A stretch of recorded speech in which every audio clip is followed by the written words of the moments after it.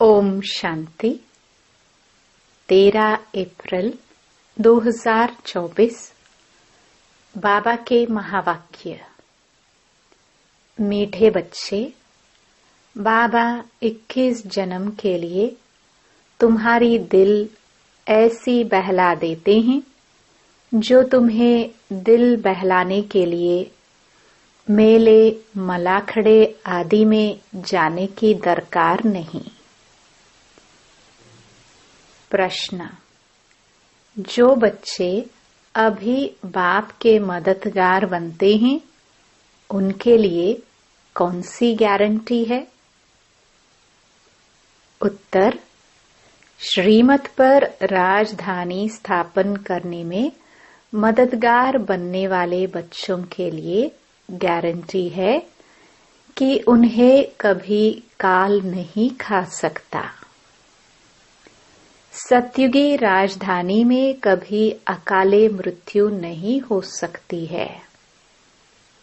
मददगार बच्चों को बाप द्वारा ऐसी प्राइज मिल जाती है जो 21 पीढ़ी तक अमर बन जाते हैं।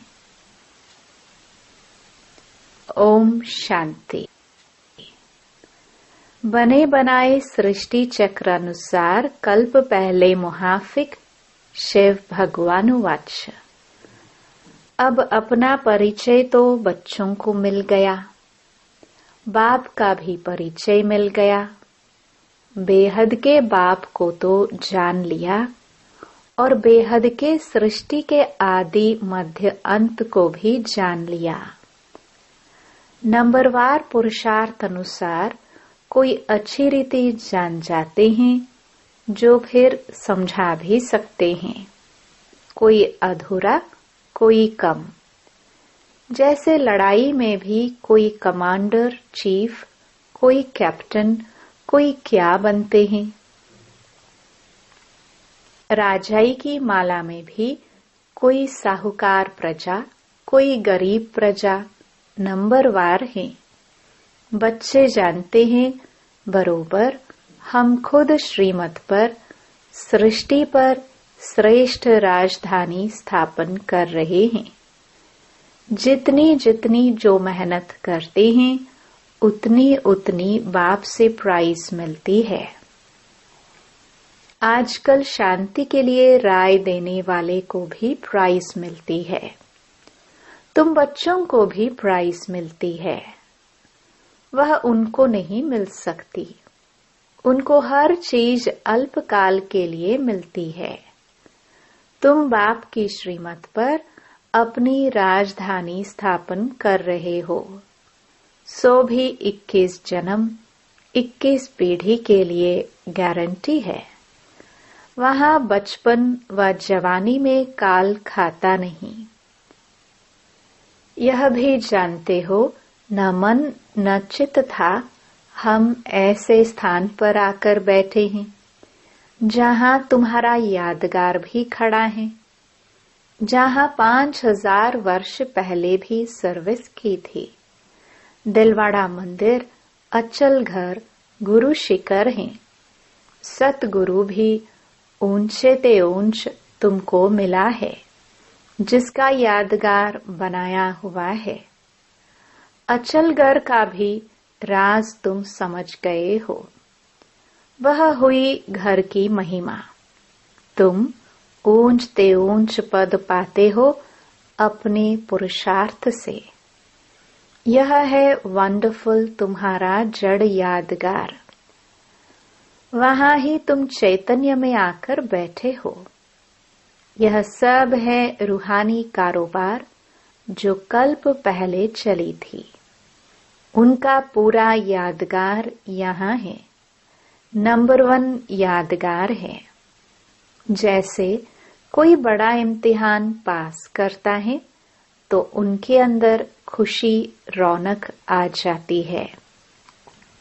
फर्नीचर पहरवाइज कितनी अच्छी रखते हैं।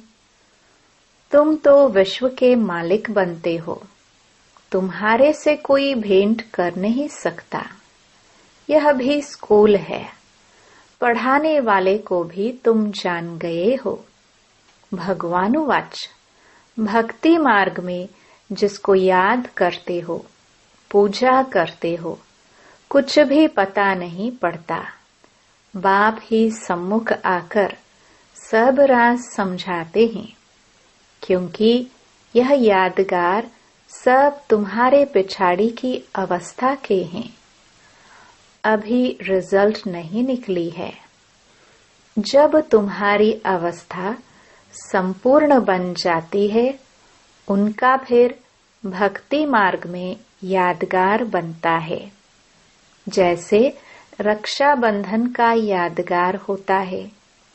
जब पूरी पक्की राखी बांध हम अपना राज्य भाग्य ले लेते हैं, तब फिर यादगार नहीं मनाते हैं। इस समय तुमको सभी मंत्रों का अर्थ समझाया है। ओम का अर्थ समझाया है। ओम का अर्थ कोई लंबा नहीं है। ओम का अर्थ है अहम आत्मा मम शरीर। अज्ञान काल में भी तुम देह अभिमान में रहते हो, तो अपने को शरीर समझते हो। दिन प्रतिदिन भक्ति मार्ग नीचे गिरता जाता है, तमो प्रधान बनता जाता है। हर चीज पहले सतो प्रधान होती है। भक्ति भी पहले सतो प्रधान थी। जब एक सत शिव बाबा को याद करते थे भी बहुत थोड़े। दिन प्रतिदिन वृद्धि बहुत होनी है। विलायत में जास्ती बच्चे पैदा करते हैं तो उनको इनाम मिलता है। बाप कहते हैं काम महाशत्रु है। सृष्टि की बहुत वृद्धि हो चुकी है, अब पवित्र बनो। तुम बच्चे सृष्टि के आदि मध्य अंत को अब बाप द्वारा जान चुके हो। सतयुग में भक्ति का नाम निशान नहीं है। अभी तो कितनी धूमधाम है। मेले मलाखड़े बहुत लगते हैं, जो मनुष्य जाकर दिल को बहलाए। तुम्हारा दिल तो बाप आकर बहलाते हैं 21 जन्मों के लिए, जो तुम सदैव बहलते रहते हो। तुमको कभी मेले आदि में जाने का ख्याल भी नहीं आएगा। कहाँ भी मनुष्य जाते हैं सुख के लिए। तुमको कहाँ पहाड़ों पर जाने की दरकार नहीं। यहाँ देखो कैसे मनुष्य मरते हैं। मनुष्य तो सतयुग कलयुग स्वर्ग नरक को भी नहीं जानते। तुम बच्चों को तो पूरा ज्ञान मिला है। बाप नहीं कहते हैं कि मेरे साथ तुमको रहना है। तुमको घर बार भी संभालना है। बच्चे जुदा तब होते हैं जब कोई खिटखिट होती है। फिर भी तुम बाप के संग रह नहीं सकते हो। सब सतो प्रधान बन नहीं सकते। कोई सतो, कोई रजो, कोई तमो अवस्था में भी है। सब इकट्ठे रह नहीं सकेंगे। यह राजधानी बन रही है। जो जितना जितना बाप को याद करेंगे, उस अनुसार राजधानी में पद पाएंगे। मुख्य बात है ही बाप को याद करने की। बाप स्वयं बैठ ड्रिल सिखलाते हैं। यह है डेड साइलेंस। तुम यहाँ जो कुछ देखते हो उनको देखना नहीं है। देह सहित सबका त्याग करना है। तुम क्या देखते हो? एक तो अपने घर को और पढ़ाई अनुसार जो पद पाते हो, उस सतयुगी राजाई को भी तुम ही जानते हो। जब सतयुग है तो त्रेता नहीं, त्रेता है तो द्वापर नहीं, द्वापर है तो कलयुग नहीं। अब कलयुग भी है, संगम युग भी है। भल तुम बैठे पुरानी दुनिया में हो, परंतु बुद्धि से समझते हो हम संगम युगी हैं। संगम युग किसको कहा जाता है, यह भी तुम जानते हो। पुरुषोत्तम वर्ष, पुरुषोत्तम मास, पुरुषोत्तम दिन भी इस पुरुषोत्तम संगम युग पर ही होता है। पुरुषोत्तम बनने की घड़ी भी इस पुरुषोत्तम युग में ही है। यह बहुत छोटा लीप युग है। तुम लोग बाजोली खेलते हो, जिससे तुम स्वर्ग में जाते हो। बाबा ने देखा है, जैसे साधु लोग अथवा कोई बाजोली खेलते खेलते यात्रा पर जाते हैं, बड़ी कठिनाई उठाते हैं। अब इसमें कठिनाई की बात नहीं, यह है योग बल की बातें। क्या याद की यात्रा तुम बच्चों को कठिन लगती है? नाम तो बहुत सहज रखा है, कहाँ सुनकर डरना जाए। कहते हैं बाबा हम योग में रह नहीं सकते। बाबा फिर हल्का कर देते हैं। यह है बाप की याद। याद तो सब चीजों को किया जाता है। बाप कहते हैं अपने को आत्मा समझो। तुम बच्चे हो ना, यह तुम्हारा बाप भी है, माशिक भी है। सब आशिक उनको याद करते हैं। एक बाप अक्षर भी काफी है। भक्ति मार्ग में तुम मित्र संबंधियों को याद करते, फिर भी हे प्रभु, हे ईश्वर जरूर कहते हो। सिर्फ पता नहीं कि यह क्या चीज है। आत्माओं का बाप तो परमात्मा है। इस शरीर का बाप तो देहधारी है। आत्माओं का बाप अशरीरी है। वह कभी पुनर्जन्म में नहीं आते और सभी पुनर्जन्म में आते हैं। इसलिए बाप को ही याद करते हैं। जरूर कभी सुख दिया है। उनको कहा जाता है दुख हरता सुख करता। परंतु उनके नाम रूप देश काल को नहीं जानते हैं। जितने मनुष्य उतनी बातें, अनेक मत हो गई हैं। बाप कितना प्रेम से पढ़ाते हैं। वह है ईश्वर, शांति देने वाला। कितना उनसे सुख मिलता है। एक ही गीता सुनाकर पतितों को पावन बना देते हैं। प्रवृत्ति मार्ग भी चाहिए ना। मनुष्यों ने कल्प की आयु लाखों वर्ष कह दी है, फिर तो अनगिनत मनुष्य हो जाते। कितनी भूल की है। यह नॉलेज तुमको अभी मिलती है, फिर प्राय लोप हो जाती है। चित्र तो हैं जिनकी पूजा होती है, परंतु अपने को देवता धर्म का समझते नहीं है। जो जिनकी पूजा करते हैं वह उस धर्म के है ना।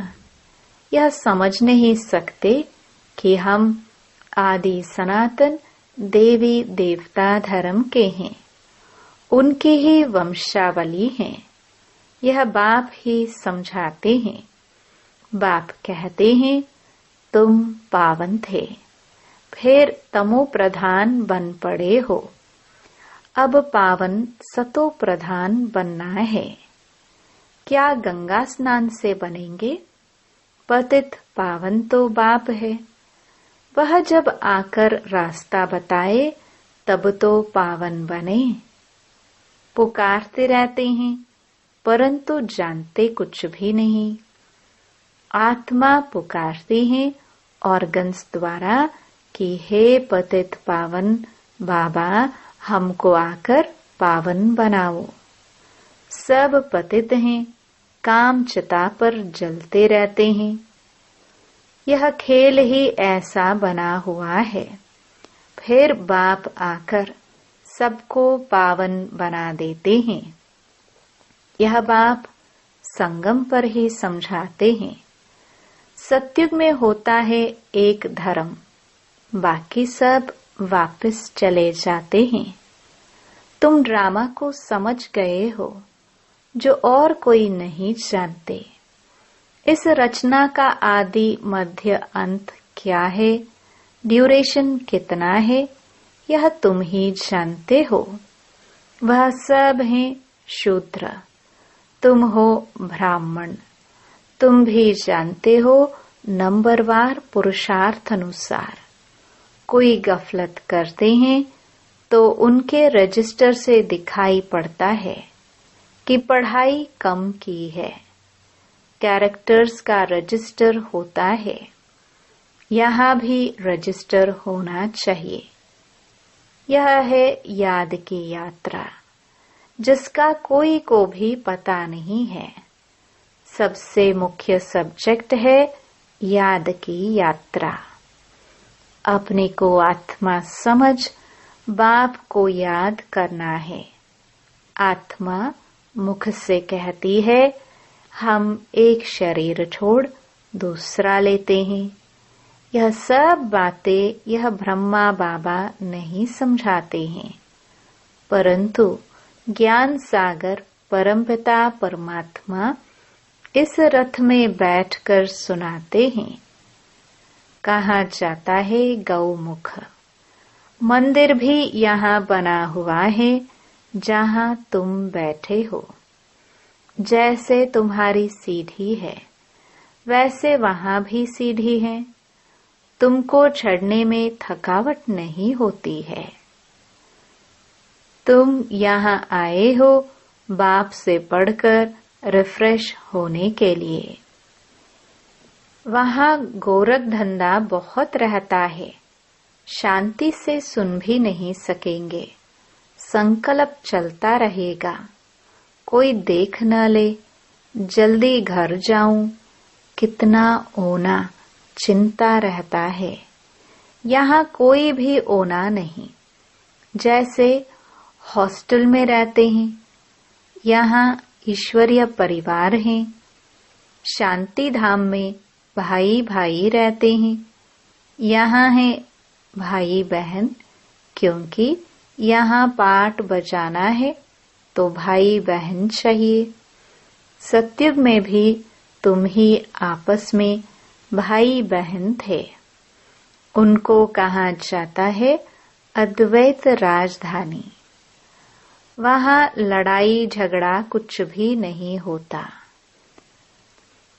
तुम बच्चों को पूरी नॉलेज मिली है कि हम 84 जन्म लेते हैं। जिसने जास्ती भक्ति की है उनका हिसाब भी बाप ने बताया है। तुम ही शिव की अव्यभिचारी भक्ति करना शुरू करते हो, फिर वृद्धि होती जाती है। वह है सब भक्ति।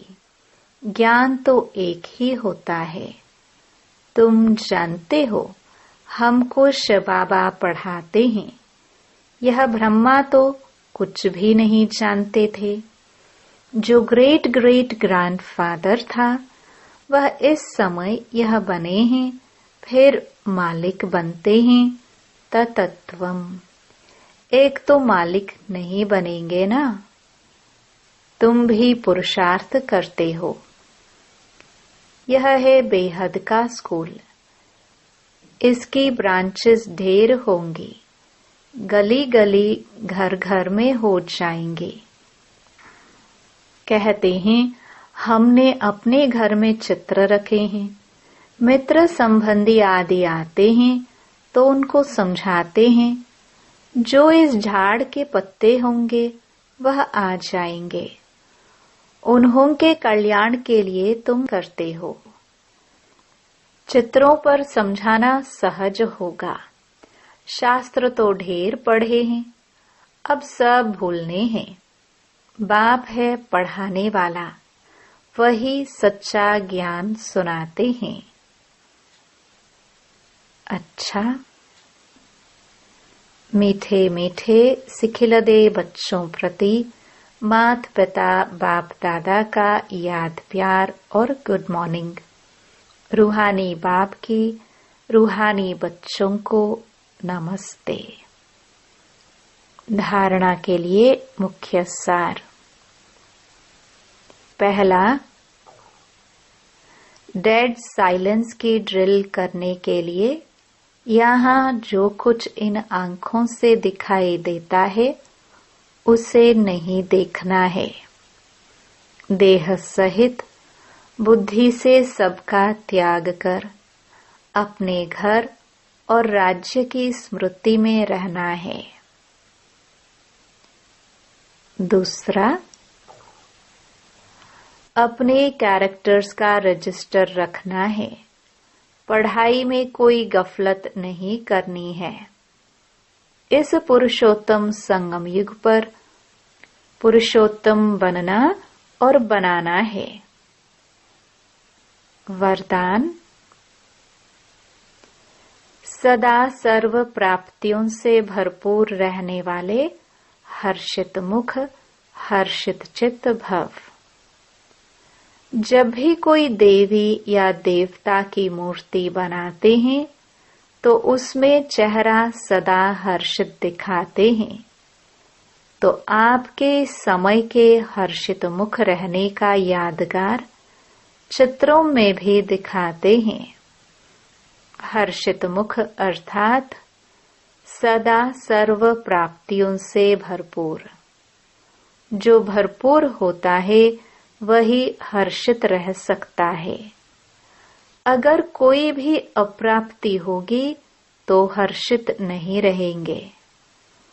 कोई कितना भी हर्षित रहने की कोशिश करे, बाहर से हंसेंगे लेकिन दिल से नहीं।